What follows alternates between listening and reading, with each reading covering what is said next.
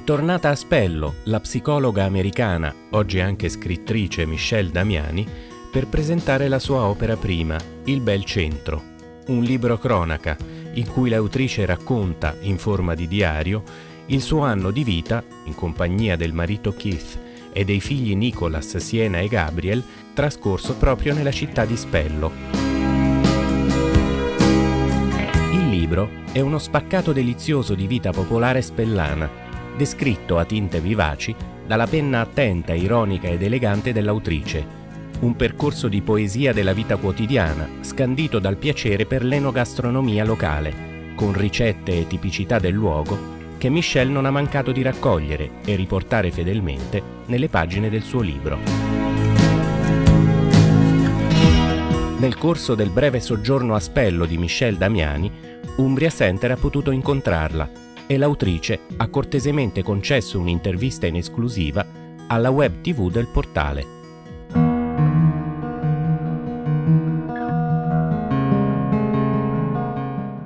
We were very excited and a little scared too. Scared for the children, scared for the change. And also we had to fix our house before we left for the renters who would come, and there was a lot of work to do. So before we came, there was a period of very much stress.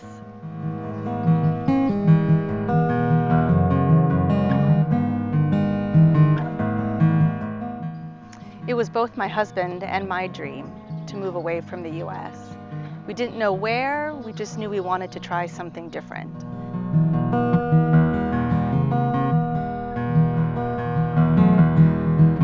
So we wanted to live in a region that we had visited before, that felt good and close to cities that we enjoyed. So Umbria seemed the obvious choice. It was close to Firenze, close to Roma, and we really liked the region.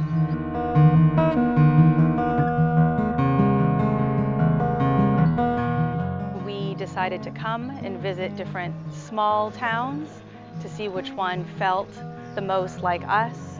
And when we came to Spello, it felt perfect.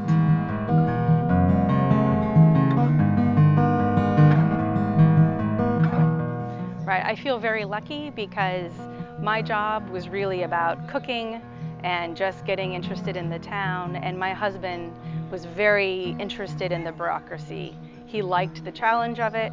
He thought it was exciting and different and a new system to try to figure out. It was like a game, so he really enjoyed that.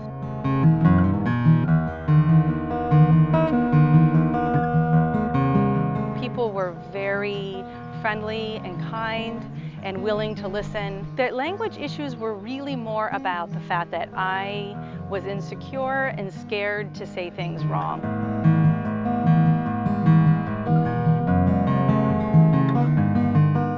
All the children really pulled my children in, loved them, embraced them, made them feel comfortable, made them feel welcome. So my children had a wonderful experience making friends in the Italian school system. Because the system is different in the United States, they didn't lose any time at all.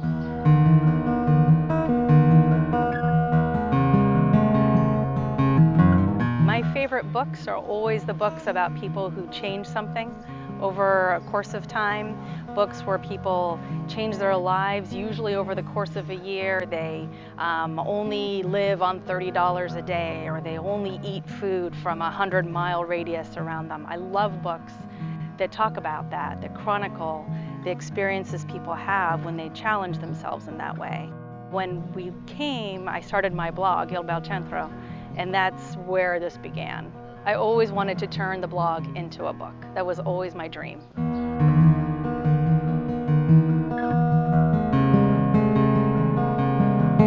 Here I made friends with people not because they were similar to me, but because love just was very, very easy. So the relationships feel different, they feel nuanced, they feel layered. It feels more like family.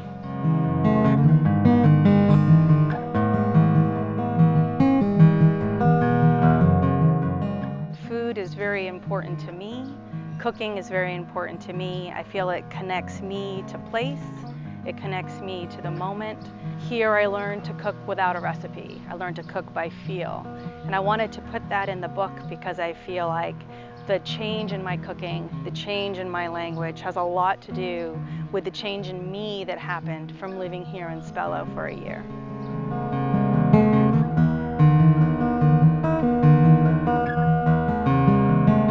Places started to feel more like home when the people recognized us, when Letizia knew our name and knew every drink that we would order, when we were at Bartulia and they would refer to my son by his name.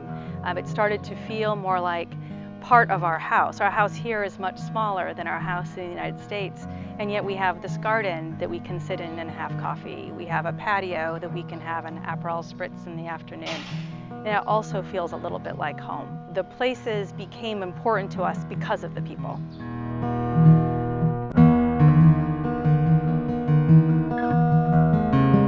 My husband was hospitalized towards the end of our stay here in Spello, but even before that, both of my sons were sick with a wheezing sort of sound that was scary. We didn't know how to find a doctor.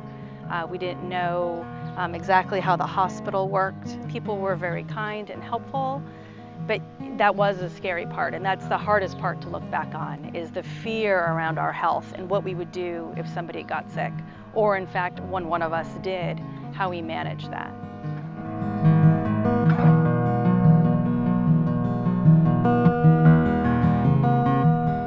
It is so easy as we go through life and become scared or wounded to put up defenses around our heart to protect us. And being challenged in this way, doing something that is out of our normal, out of our comfort zone, it strips us of those protections.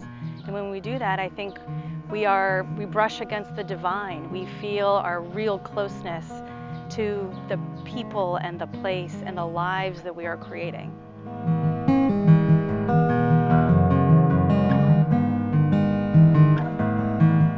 It was very, very difficult. I'm feeling it again now. We leave the day after tomorrow from this trip, and so a lot of those feelings are coming back again. And it feels like loss. This whole place, this whole life becomes almost just a story when I leave, and I miss it. And I knew when I left I was going to miss it as deeply as I do. It's very, very difficult. And when I'm at home and I hear Italian or Italian music or something reminds me of Spello, it's a wash of grief again.